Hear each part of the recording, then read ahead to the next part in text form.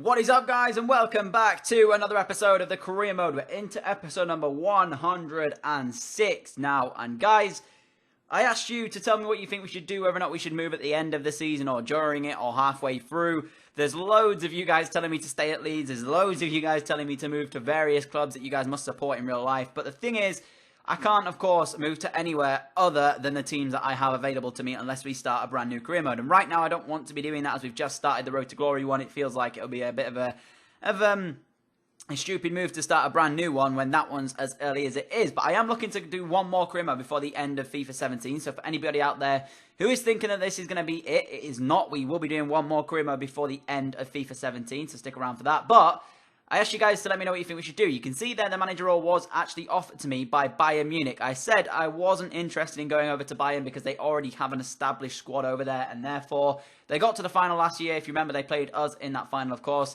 I didn't want to move over there for the simple fact that, as I say, their squad's already established. So the chances are, guys, the offers we're going to get, and it seems to be the same sort of theme roaming around every time I advance a few days. Right now, the only teams that are showing up are 4 Premier League clubs, and then it's between Juventus, PSG, Bayern Munich, and the occasional Real Madrid or Barcelona are in there. So the chances are it's probably going to be one of those guys that we can move to. But the question is whether or not I move in January or whether or not I move towards the back end of the season. Taking everything into account, personally, I think I should move in the halfway part of the season just to make it a bit more interesting. But then part of me wants to stay here at Leeds and see what happens. But I'm going to make my decision based on results and based on what's happening. If I'm demolishing the Premier League and running away with it again and we're still in the Champions League and going strong, I'll stay at Leeds. If we get knocked out of the Champions League before we reach a stage in which I feel as though we should stay, I will stay. Then that is going to be the aim that I do. So as of right now, we're still in the Champions League. We're still doing well in the Prem. So as of right now, we're staying at Leeds till the end of this season. If we get knocked out, as I say, before the Champions League final or anything like that, we will be leaving, no matter what the outcome of the Premier League is, no matter how well we're doing in that. I just feel as though the end decision there is going to be whether or not we're still in the Champions League, and if we're not, I'll move clubs and go over somewhere else. But of course, I will never ever do anything without you guys making the decision. So make sure that you keep a lookout for a vote that may be coming in. Will still definitely be to come in the future regarding where we end up going here in this career mode, because I gave you it last time when we had that choice, but unfortunately the manager rating was pretty low and therefore not able to do it. So hopefully we'll have a higher manager rating come the end of the season or between it, and then we'll be able to move clubs. But you can see we took on Liverpool for the first game of today's episode. We did sim one in the early part of this one, and I think we won it actually. So nice early win in the league there. So 60 minutes in was the first chance in this one, and it was a really weird game to play against Liverpool here because going to Anfield is never an easy feat to do. We remember back to last season when we took them on in the semi-final of the Champions League to go through to the final of the Champions League. We travelled over to Anfield and Firmino scored that goal for us that actually gave us a little bit of breathing space we needed. So it's always been an ex-player in this game that has come back to haunt a team that we've been playing against. On this occasion, though, Firmino, although he was playing, wasn't involved in the goal that actually sealed the deal for us in this one, as Lukaku and El Ghazi combined to finally finish off a fantastic move down the right-hand side to make sure that we went in 1-0. Liverpool, though, did have a chance in the 90th minute, and it looked as if they were going to get the equaliser in this one. I felt as though it would be in harsh here, but Mane goes down the right-hand side, crosses into the back post, and Shea Ojo at the back post cannot get his strike right. Otherwise, it would have been 1-1, and we would have been gutted to lose 2 points here. No disrespect to Liverpool by any stretch of the imagination. A very good side and a very tough team to play against. But thing is, I dominated the game, and I felt as though the 3 points were well earned by myself and the boys. So we got 3 points on the board there. Again, like I said, we're probably going to demolish the Premier League for the 4th time running. And if that's the case, even if we are top of the table and cruising and looking as if we're going to wrap up our 4th Premier League title, I'll still be moving based on what happens in the Champions League. You can see by the match facts, though, we demolished Liverpool there. The rest of the results on your screen. Chelsea beating Bournemouth. United drawing 2-2 with Everton, actually, who comes up against us in just a second here. And Arsenal and Palace still yet to play. I think the Everton game is coming up right now, and it's a simmed game, so it could be interesting, actually. We've just played Liverpool, one Merseyside club down. We now take on Everton for the second one. They're not doing too well for themselves. If you remember in the series, they've never really hit the heights in terms of being able to get themselves into a decent league position. I'm talking top 4. But they've done quite well in previous saves that I've done. They've just not done it in this one. Like, every time I look at them, they're always down the bottom half of the table. If you remember when we first got into the Premier League back, numerous episodes ago now, they struggled. They only just stayed up and only just got away from that relegation zone. And it looks as if they're down there yet again in this one. We take them on at home, so it should be a 3 points on the board for us, but we don't know with Simon. It can be very inconsistent.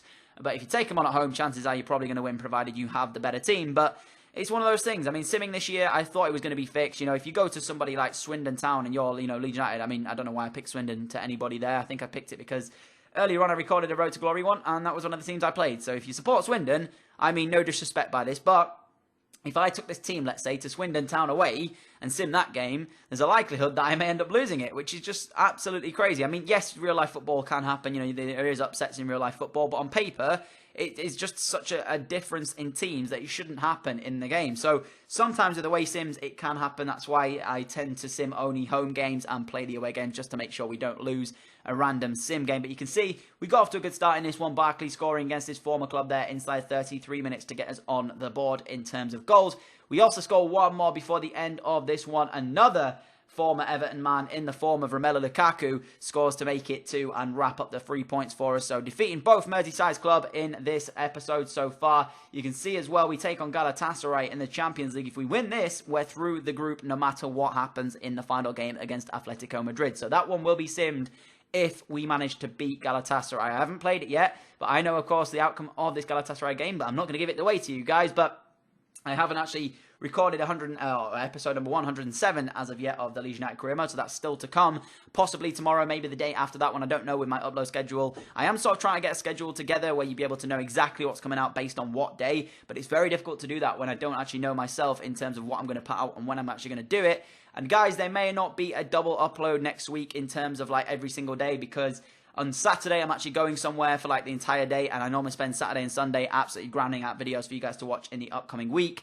Therefore, they're probably not going to be a double upload every single day of next week, and that's just something that's going to happen based on what I'm up to on the Saturday, because I'm going somewhere for the entire day. So I apologize in advance if there isn't double uploads all next week. But this week, though, there should be double uploads each day, and if there's not, again, I apologize. But it's very difficult to get them out, especially as this isn't my full-time job, and yet some people who have this as a full-time job don't do 2 episodes a day either. But you can see, taking on Galatasaray here, a very interesting team to say the least. I mean, I've got a couple of Galatasaray fans as well in the comments. I've seen you guys, I know you guys are here, and it's mental to see as well, because the channel's grown so much. The fact that there's 3,000 people watching these videos, and you all support different clubs, the amount of people that ask me to go to different clubs that you all support, it's an absolute crazy thing. And it's cool to see as well, you guys telling other people exactly what's going on in the series, because I've had questions in previous episodes as well where somebody's asked me who a certain player is, how we got hold of them, and somebody who's watched the series longer than that person has been able to tell them. That's mental, because I'm, sort of always trying to reply to comments, and sometimes it helps if you guys are doing it as well. So if you see a comment that you can reply to,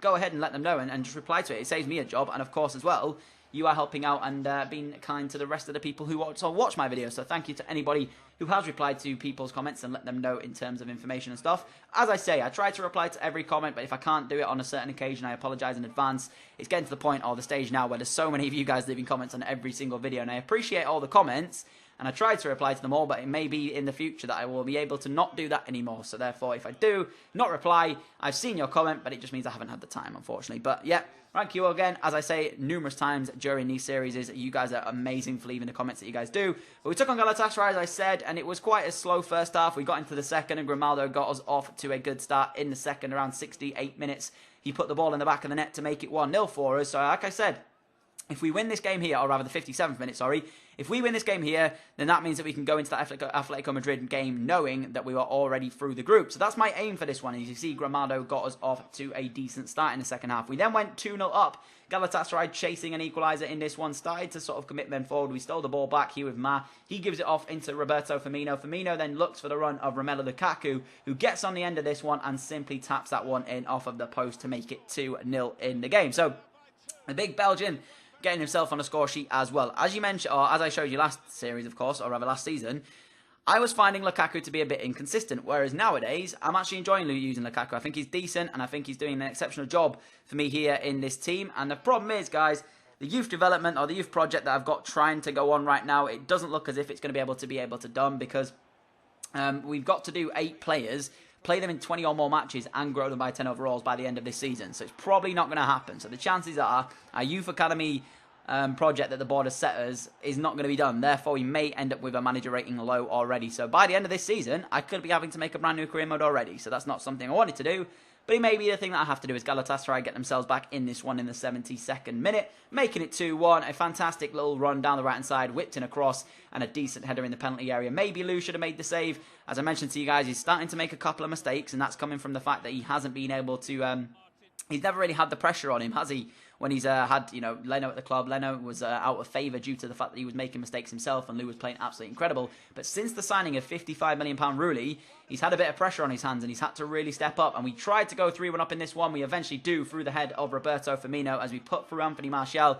His strike was saved by the keeper, but Firmino made no mistake when the ball came back across the face of goal, making it 3-1 for us here and looking as if we won't have to play that game against Atletico Madrid because the outcome of that will not matter. We've already got through the group based on this game here, and therefore I can sim that one against Atletico Madrid. Happy days. But you can see we did in fact pick up the victory as well. There you go. So, as I mentioned, we're out of the group. We topped the group as well. I think Atletico Madrid and Galatasaray are on the same points after this one, but you can see by the match facts, Galatasaray had one shot and it went in the back of the net, which is what frustrates me about this one. I mean, Atletico Madrid destroyed Rangers there, beating them by 4-1. Actually, Rangers were the team that we had at the start of this episode. I do apologise for that one. I think we beat them 5-0 in the end in that one. So, decent result there. But you can see the rest of the results on your screen. Newcastle United, I don't actually know how they're getting on at the moment in the Champions League. I'll have to see in a future episode because I want to see what they're sort of doing in terms of Champions League. Of course, if you're watching real life football, you know that Leicester are struggling in the Prem, but not doing too bad in the Champions League. So it may be a situation, imagine the scenes, if Leicester can win the Champions League,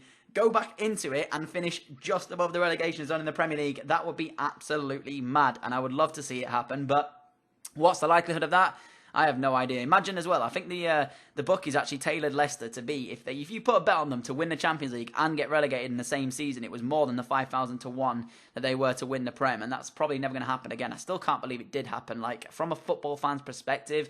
And the worst bit is as well, being an Arsenal fan, I think that was the best chance that Arsenal were going to have at winning the league for the next few years or so, and we just didn't do it, and Leicester did it in the end. I mean, from a neutral's perspective, that is brilliant, but from an Arsenal fan's perspective, it does feel as if it was a chance missed out on for ourselves. But regardless, we took on the other North London club here in this series against Spurs. We've had some good games against them down the line. If you remember, they defeated us in the season that we were looking to go and beat, and after we ended up losing to Newcastle, we lost again to them. But we had the first chance here, and I said I was finding Lukaku a bit inconsistent, and that is the inconsistency I'm talking about. The cross was brilliant. The header, though, straight at the keeper. He's got to finish that for me. Lukaku has to be finishing those chances if he wants to be called a good striker or, a top striker in world football. He's got to finish those chances off. He can't be as inconsistent as that. And the problem is, the inconsistency from me led to the first chance for Spurs and also led to the first goal. And I knew this was going to end up in the back of the net. As soon as I missed that tackle there, and then Oxford can't get near the man, he gives it off to Bentaleb. But Bentaleb back down the line, and I eventually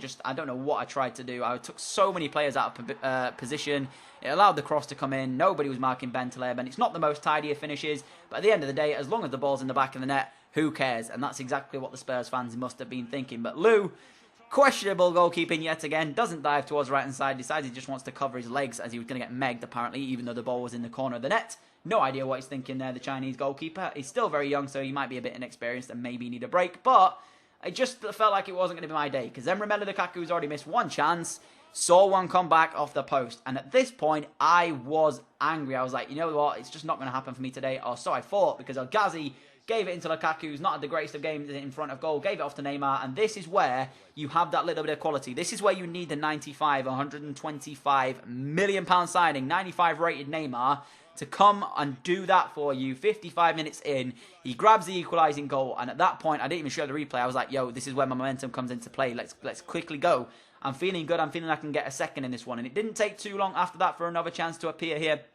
Romelu Lukaku into the path of Roberto Firmino, and I love doing that little turn on the edge of the area. It's so simple when you just hold off the defender, go around the outside of him, go back inside into the area, and finish it off into the bottom corner. It's so strong against the AI, and Firmino, I mentioned to you guys, or I titled one of the previous episodes, saying that Firmino is worth all 50 million quid we paid for him. How big a goal will that be? 2-1 up in the game. Possibly the winner here at White Hart Lane in a game that Spurs, in all honesty, didn't deserve to lose. They played exceptionally well for themselves, but they gave the ball away cheaply here in the 90th minute as they chased an equaliser in this one. It was headed away, and it comes into the path of James Rodriguez, another player I'm not really feeling confident about in the series so far, but he plays today. He gives it off to Romelu Lukaku, who tries to dink it towards the back post for Firmino to finish that one off. It comes back, though, and eventually it comes into Romelu Lukaku's path, who does, in fact, finish it off to make it 3-1. Getting injured in the process, actually, after finishing that one off, but the game looked a lot more commanding than it actually was because, as I said, Spurs I felt quite hard done by, but being an Arsenal fan, of course, it's nice to beat them. But